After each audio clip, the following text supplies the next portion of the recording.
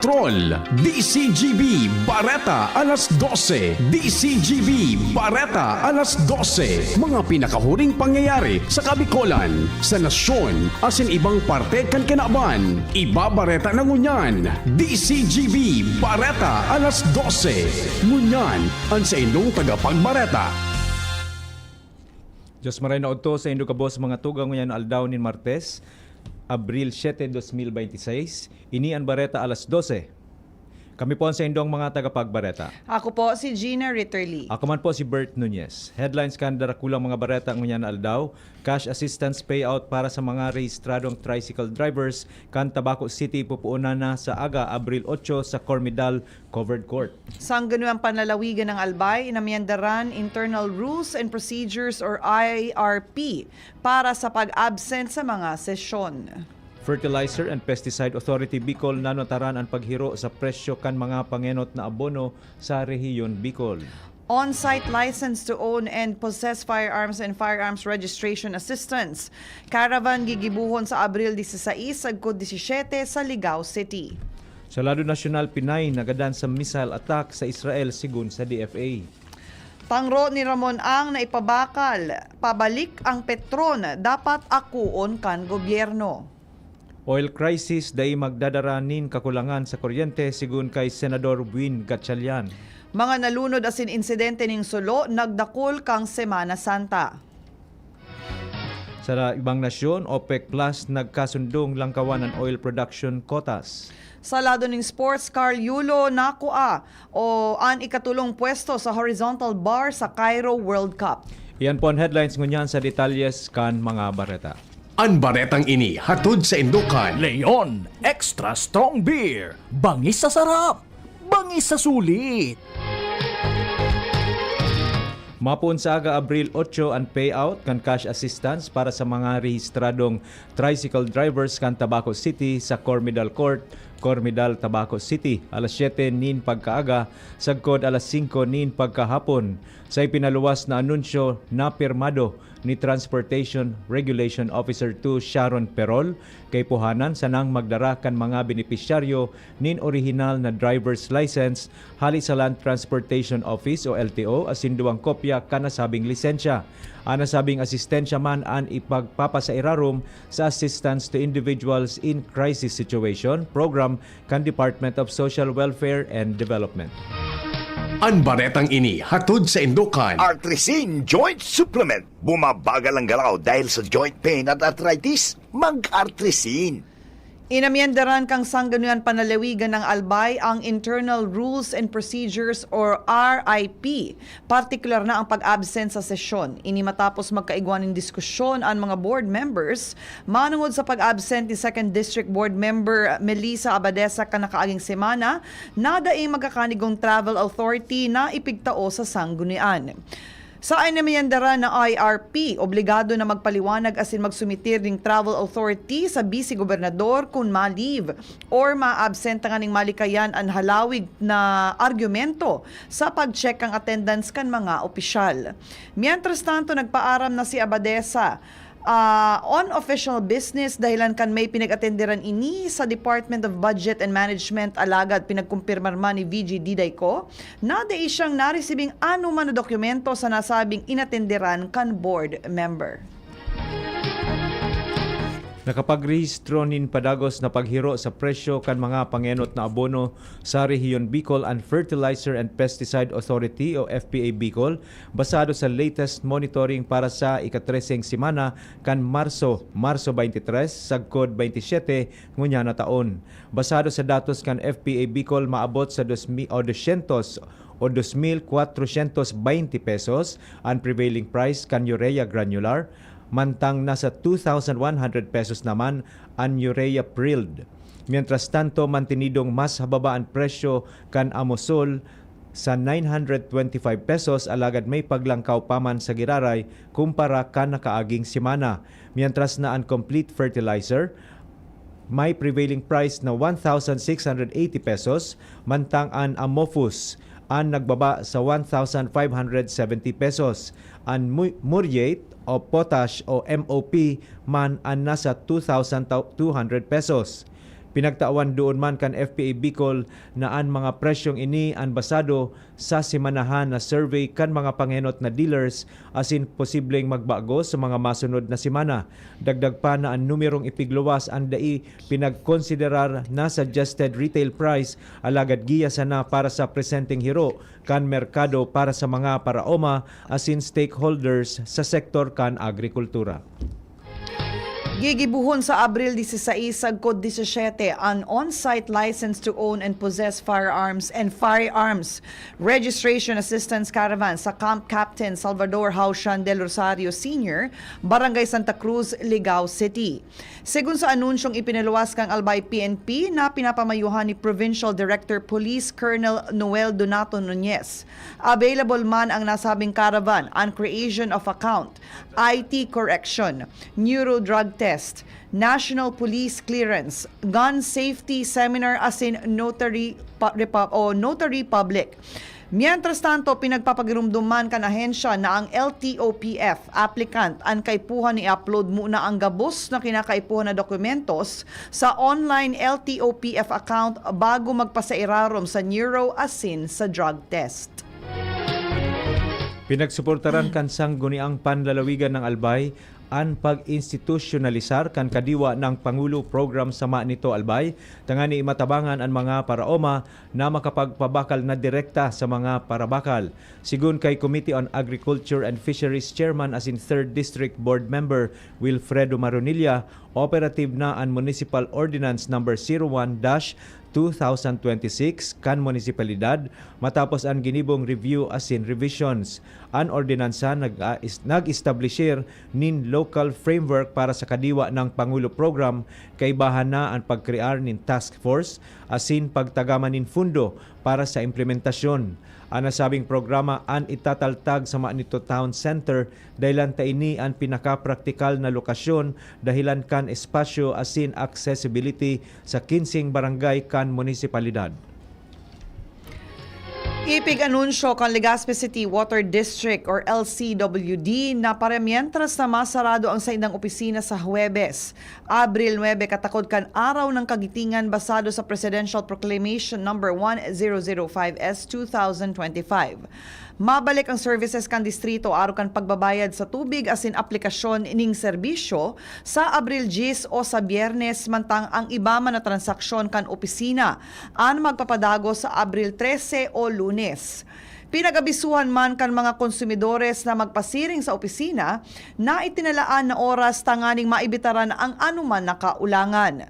Para man sa tulos na concern aro kang water service reports, dagdag pa kang LCWD na pwedeng makipagkoordinar sa mga hotline kaini.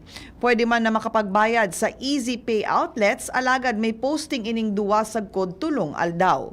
Ang mga nakaresibi man ning notice of disconnection an pinag-ienganyar na direktang magbayad sa opisina tanganing masiguro ang tulos na pag-update kang sa indang mga account. Arestado ang sarong street-level individual matapos na makumpiskar ang nasa 50 gramos nin shabu kantidad nin 340,000 pesos asin caliber .45 na badil sa ginibong search warrant operation kan pulisya sa Vinsons, Camarines Norte kan nakaaging aldaw. Sigun sa impormasyon na midbid ang suspect na si alias Gavin, 35 anyos, na kung saan nakumpiskar man sa iya ang magasin asin 7 bala para sa nasabing klase nin badil. Sa presente na sa kustodiya na kan Vinsons PNP ang suspect para sa magkakanigong disposisyon asin dokumentasyon. Suportado kang sangguniang panlalawigan ng Camarines Sur ang desisyon ni Camarines Sur Governor El Rey Villafuerte na ipadagos ang Kaugma Festival sa tahaw kan krisis na pinagahampang kang nasyon. Segun kay Camarines Sur 5th District Board Member Donna Ann Onyate, ipigbusol niya ang resolusyon na may titulong Resolution Reaffirming the Sangguniang Panlalawigan Support for the Annual Conduct of the Kaugma Festival as a Source of Economic Recovery. livelihood enhancement and fostering mental well-being for the Camarines Sur. Dahil lang nagtutubod ang sanggunian na may mas magayon na maitatabang sa sektor kan transportasyon, negosyo asin turismo ang nasabing kaugmahan. Dagdag pa niya na mas dakula ang magiging income kan mga sektor kan transportasyon kesa sa subsidiyang itatao kang gobyerno na 2,000 pesos sagkod 5,000 pesos alagad kung may kaugma festival. Mas dakula pa ang kantidad na makukuha. Magigirumduman na nakakuanin man na ibang reaksyon halis sa publiko na nagpapadagos na ang festival dahilan kan 75 million pesos na fundong itinagama kan pinagsabing makakatabang bilang asistensya sa mga naapektaran kan krisis dara kan tensyon sa Medio Oriente. Abangan pa ang ibang mga barata sa pagbabalik kan Barata alas 12. Ang ubo at hika hindi na pinatatagal. Ilabas ang ginhawa. Plemex Forte Capsule. Ang Plemex Forte Capsule ay gawa sa natural na lagundi. Tumutunaw at nagpapalabas ng plema. At dahil nasa blister pack, madaling bitbitin. Easy to carry, easy to drink.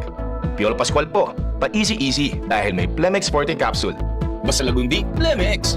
Vitex Segundo L is the generic name of Plemex Forte. If symptoms persist, consult your doctor. Tanggal ang plema, tigil ang ubo. Maluwag ang paghinga sa Plemex Forte. Basta lagundi, Plemex! Ang Plemex Forte Lagundi Capsule ay mabibili sa pangunahing butika o drugstore na malapit sa inyo. Inihahatod sa inyo kang Department of Environment and Natural Resources, Regional Office No. 5, ang programang Kapalibutan Ta at Tamanon Ta. Kapalibutan Ta at Tamanon Ta. Programang magtataunin informasyon asin kaaraman, manangod sa satuyang kapalibutan, asin sa mandato kan Department of Environment and Natural Resources. Sa tunghinanyugon, kada Huwebes alas 11 sagkod alas 12 nin pagkaudto, Kapalibutan Ta at Tamanon Ta. Hatod sa inyo kang DENR Regional Office 5 asin kan istasyon na ini.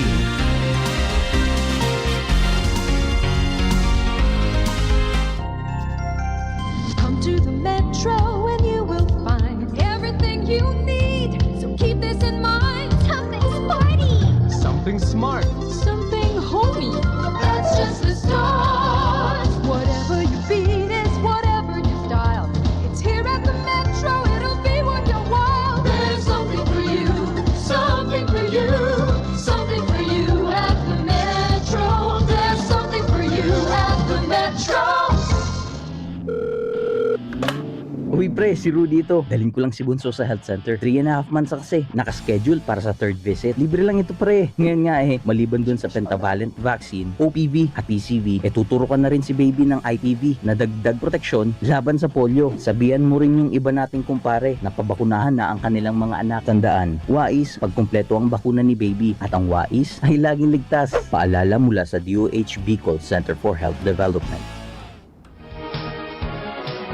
Balik po kita sa Barata alas 12 para sa detalyes kan mga barata sa lado nasyonal asin Ibapa. Ipinahayag kan Department of Foreign Affairs o DFA ang makusog na pagmundo sa pagkagadan kan sarong Pilipina matapos tamaan in missile attack ang sarong estaran sa Haifa, Israel kan Abril 5, 2026 na pagkabanggi. Nagadan man sa insidente ang sa iyang agum na Israeli asin mga gurang ng biyanan. Sigun sa DFA, tulos na ipinaisi kan Philippine Embassy sa Tel Aviv ang pangyayari sa pamilya kan biktima asin sa ngunyan nagtataonin gabos nin kinakaipuhanan na tabang kaibahan ang pagpakarhay para sa pinakamarikas na repatriation kan sa iyang mga bangkay apisar kan difisil na sitwasyon kan pagbiyahe sa rehiyon. Sa iyang pahayag tinawanin doon kan DFA ang pakikisumaro sa Filipino community sa pangadji para sa iyang kalag asin sa kusog kan sa iyang pamilya sa tahaw kan makusog na pagkawara. Ang Haifa iyo ang saro sa pinakadakulang syudad sa Israel na makukuha sa norteng parte ka nasyon. Sa mga nakaaging taon, iyo ang naging target kan nagkapirang missile attacks may kinaaraman kan padagos na tensyon sa rehiyon. Ang insidenteng ini sa Giraray na nagpapagirumdom sa peligro na kinakaatubang kan mga Pilipino sa mga nasyon na may eksistidong tensyon asin sa importansya kan padagos na suporta kan gobyerno sa saindang proteksyon.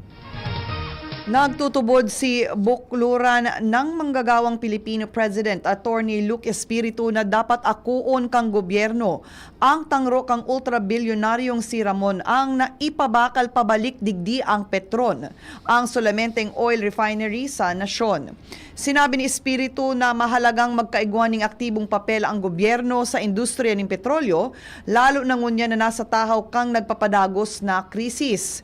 Kunestyon man niya kung natadaipig aako kang gobyerno ang lakdang, mantang mismo si ang nagkreat ning pangangaipuhan na maging aktibo ang gobyerno sa industriya asin hadlang ibalik ang Petron.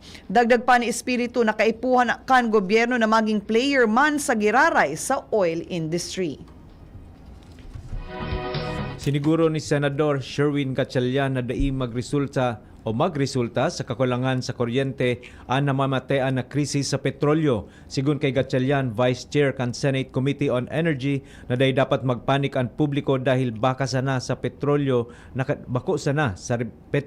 nakadepende ang sa tuyang kuryente. Ipinaliwanag kan Senador na ang energy mix kan Pilipinas kompuesto nin 50% coal, 30% renewable energy as in 20% natural gas. Sinabi ni Gatchalian na maski estable ang supply, inako ni Gatchalian na pwedeng makamati nin dugang nasingil ang mga consumers dahil sa pag-itaas kan presyo nin krudo sa world market. Tansya kan Senador na posibleng mag-itaas nin 2 pesos sagkod 4 pesos per kilowatt hour ang singil sa kuryente. Nangapudan si Gatchalian sa mga regulator na dai isabay ang pag-itaas kan kuryente sa pag-itaas kan presyo nin petrolyo. Alagad nagigibok nin lakdang ang Energy Regulatory Commission para dai mabigla ang bulsa kan mga Pinoy. Ini-report kan Philippine National Police or PNP ang pag-itaas kan mga insidente ning pagkalunod asin sulo sa kakusugan kang Semana Santa. Segun sa datos na ipinahiling kan PNP sa sarong press conference na nairehistro ang 59 na drowning incidents poon kan Marso 29 sagkod Abril 5 na mas halangkaw kumpara kang 25 kaso na nairehistro kang Marso 21 sagkod Marso 28. Nagitaas man ang numero kan sulo sa 93 kang Semana Santa gikan sa 77 na kaso kang sarong semana bago ini. Mantang nagbaba man ang nairehistrong numero kan focus crime sa 527 gikan sa 680 bago kang Semana Santa. Kaibanan sa mga nairehistrong krimen ang 181 theft, 95 na physical injury, 77 murder, 63 na robbery, 60 na rape, 21 na homicide asin tulong carnapping kan ibang bihikulo. Ipinahayag kan Pag-ibig Fund na aprobado na ang Special Benefits Package para sa repatriated overseas Filipino workers na OFWs bilang kasimbagan sa direktiba ni Presidente Ferdinand Marcos Jr. na tulos tabangan ang mga Pilipinong naapektaran kan kariribokan sa Medyo Oriente. Sigun kay Department of Human Settlements and Urban Development o DSUD Secretary Jose Ramon Aliling na chairman kan Pag-ibig Fund Board of Trustees na kamawotan kan benefit package na tawan nindalan ang mga OFW na ma-access mantang savings asin makakuha nin para mientras na relief sa saindang housing loan mantang sa giraray nagbabangon sa Pilipinas. Sa irarom kan benepisyaryo o benepisyo, pwedeng mag-apply ang mga kwalipikadong OFW na i-withdraw ang sagkod 100% kan sa indang Pag-ibig regular savings kaibahan ang employer share, as in dividends maski bago pa ang 20 na taon na maturity. Pwede man indang i-withdraw ang sagkod 100% kan sa indang MP2 savings kaibahan ang returns bago ang 5 taon na maturity asin mag-avail nin 3 bulan na moratorium sa Pag-ibig housing loan. Libre sa interest asin penalty na may extension kan loan term nin sagkod 3 bulan. Isinulong kang Civil Aviation Authority of the Philippines or CAAP ang paggamit ng Sustainable Aviation Fuel or SAF sa nasyon. Segun sa CAAP, kamauotan kaining mabawasan ang carbon emissions kan aviation sector gikan sa 65% sagkod 80%.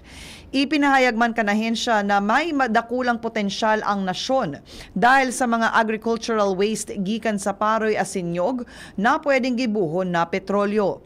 Nagkondukta man ang kaap nin 2026 Sustainable Aviation Fuel Policy Development Workshop kay dibanan man an manaybibang sectors o stakeholders para paghurunan ang produksyon, teknolohiya asin polisiya para sa SAF.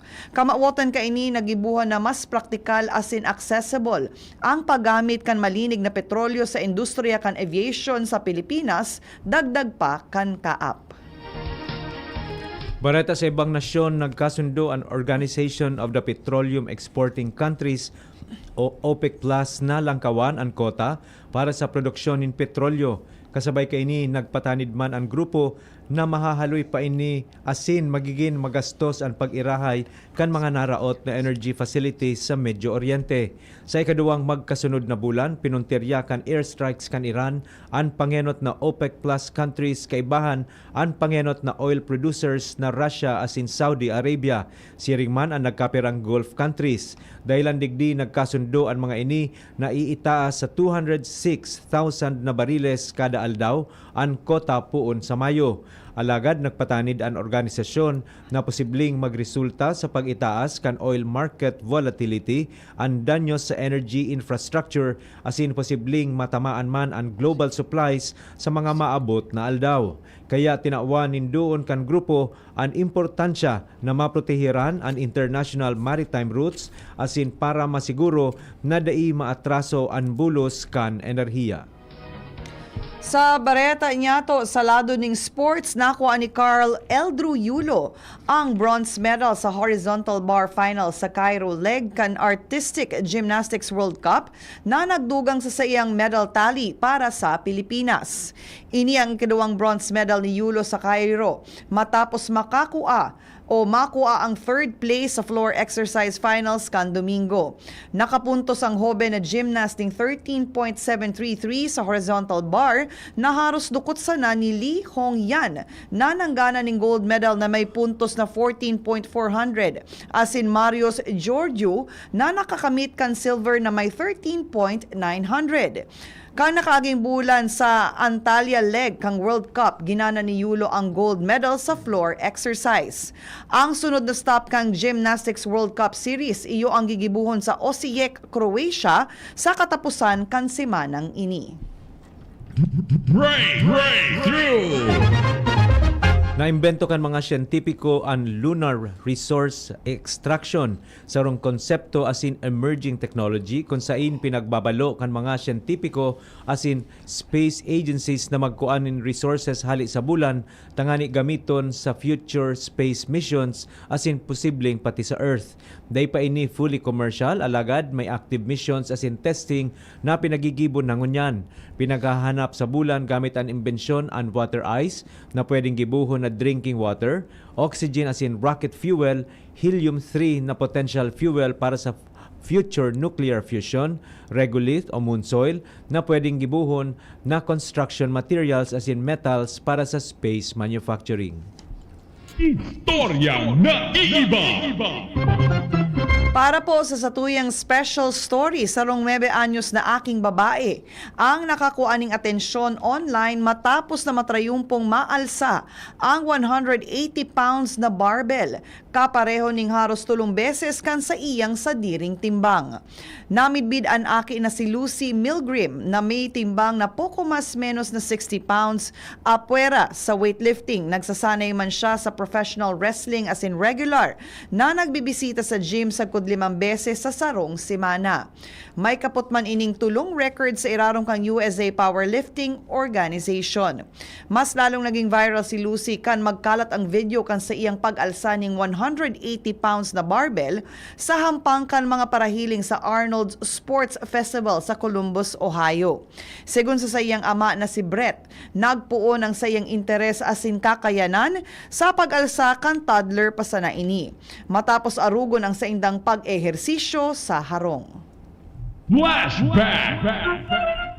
Ngunya na aldaw Abril 7 taon 1871 namundag si Epifanio de los Santos sa mga harigi kan intelektual na kasaysayan kan Pilipinas. Namidbid siya bilang Don Panyong kung sain siya ang sarong polymath na nag-ambag sa man iba-ibang sektor aron kan leyes, pamamahayag, kasaysayan, asin musika. Alagad, mas midbid kan publiko ang sa iyang pangaran sa Epifanio de los Santos Avenue o EDSA. May hararom ang sa iyang naiambag sa pagmantinir asin pagpahiwas kan kulturang Pilipino sa paagi nin pag-aadal asin pagsurat.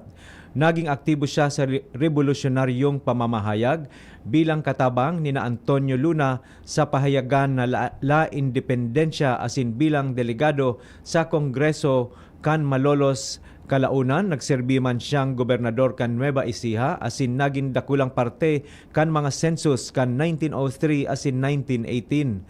Kan taon 1925, pinagdesignar siya bilang direktor kan pambansang aklatan kung sain ipigbusol niya ang napalangkawon ang etika sa serbisyo publiko. Mientras tanto, namidbid man si De Los Santos sa iyang mga sinurat manungod kina Andres Bonifacio, Emilio Jacinto asin Marcelo H. Del Pilar na nagtaong buhay sa diwa kan revolusyon asin identidad kan nasyon.